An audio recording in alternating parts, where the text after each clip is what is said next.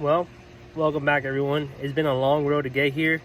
Sorry about the background noise. The pool pump is running right now, but it's been a long time coming for this right here. I've been debating a few different things, different engine swaps and stuff that I was going to do with the Comanche, but I decided to give it one last shot and try to get it running again with the same 4-cylinder. Now, it took me a while to track down an ECU for the 4-cylinder because it's not really something you come across very often. But on the Comanche Club forums, I found a member who was selling one with a complete harness. So now I have a new harness that could go in the Comanche and another ECU. Both were from a running truck, so I know they work. So first thing we're gonna do is try just putting in the ECU and seeing if that helps. And if it starts, then I probably won't swap the other harness in just because I have everything done to this harness. The CD01 connector delete and all that sort of deal. But if it runs, I probably will pull the engine out just so I could clean it up or redo like the head gasket and the timing cover gasket and the timing chain and all that sort of deal. Make sure it's not leaking anywhere. Probably repaint the valve cover, paint the bay, or try to at least clean it while it's out. And I have like a new intake top hat and some other stuff. But let me show you the new stuff that I got, or new to me at least, and we'll go from there. All right, so here it is. Disregard some of the mess, but this is all the wiring harness, both the one from the ECU and then the rest of the wiring harness. There's some stuff in here that I'm not sure what it is. Like this looks like electronics throttle cable, but she never had that. But I have like new battery terminals, whole bunch of new stuff. This is the new intake top hat, and I also have a intake air temperature sensor. And then this is the piece we were after. This is the ECU. It's from a running truck, and we hope that this would be the solution to the problems I've been having with the Jeep. And hopefully we could put this in and it'll run and you guys will see the first start in over a year. Well, here's the old one. I just wrote on it just to make sure I don't confuse the two. There's the new one, and here are the keys. Let's give it a shot.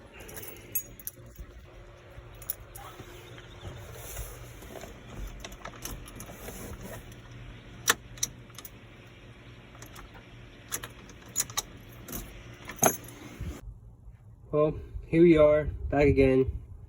I guess this is day 2 of trying to get the Comanche to start. Not sure if you could tell yesterday, but the Comanche did not start. But this is where we're at today. It has to be some sort of electrical issue. The Jeep didn't even want to crank yesterday. After I stopped the video, I kept trying to figure out what it was. No luck, but I have a new one of these. This is a starter ignition relay.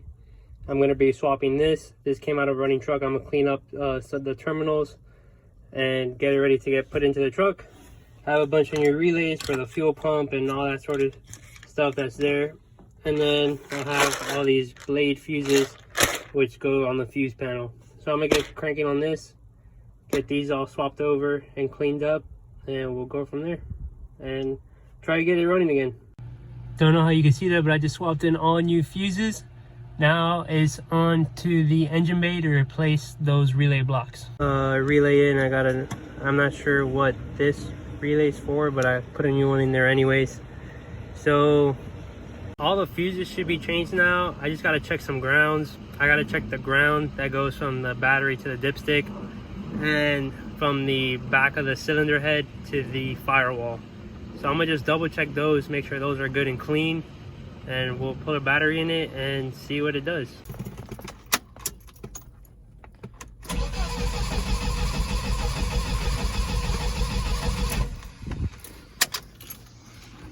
So after a lot of process of elimination, going through and eliminating things, what I thought could be wrong, we have a final verdict. What I think should be the last component that was keeping the Jeep from firing was the ignition coil. I tested it with my multimeter. I'll teach you guys how to do that.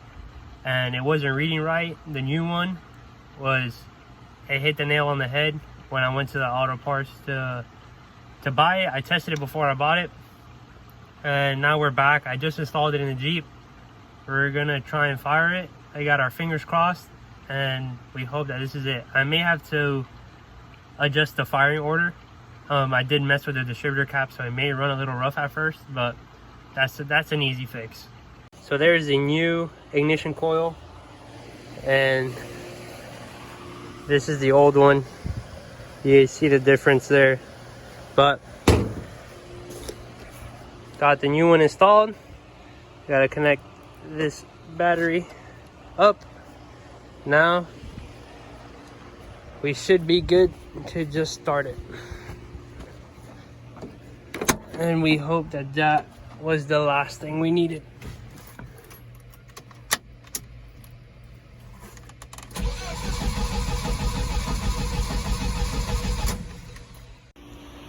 Well, as per what you just saw, nothing I tried to do to get the Comanche to run worked, and I kind of hit a wall, and I was confused and I couldn't really figure it out.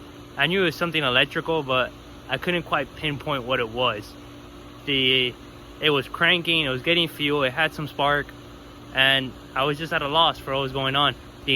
I did narrow it down to the injector not spraying in the throttle body during cranking, but I didn't want to deal with the headache of tracing all these wiring and stuff, so I did do something, and there's been a little change of plans for the Jeep.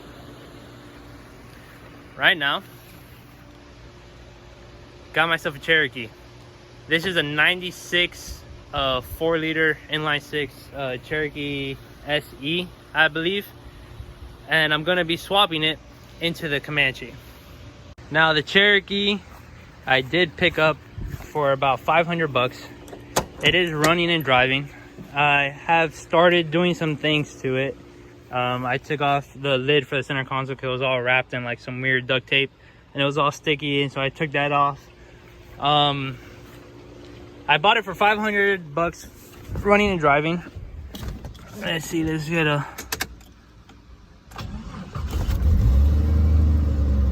It runs good, it sounds good, and the dash is good. There's no cracks. The door panels are nice, and it has what my Jeep, my Comanche most needs: a running engine. Now, as far as the video content and stuff goes, I'm not quite sure how I'm gonna break it down. I don't know if I'm just gonna keep putting it on the Comanche build playlist, or if I'm gonna create a separate playlist to document the whole 2.5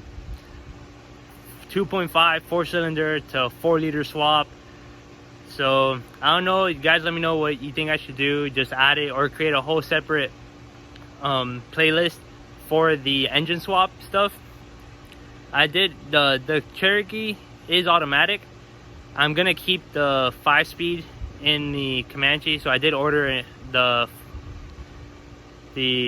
flywheel, clutches, bell housing, all that should be coming this week.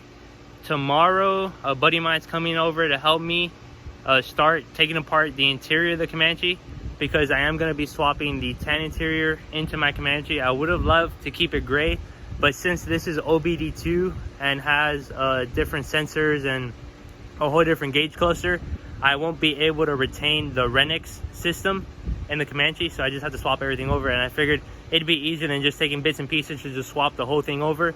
I'm probably going to keep the blue seats in the Comanche. I'm going to change the door cards just so that they match, and I may try and figure out how to wire that stereo in the Comanche and throw some speakers in it. But besides that, that's the plan going forward, and I will keep you guys posted and keep you guys updated as to what I do.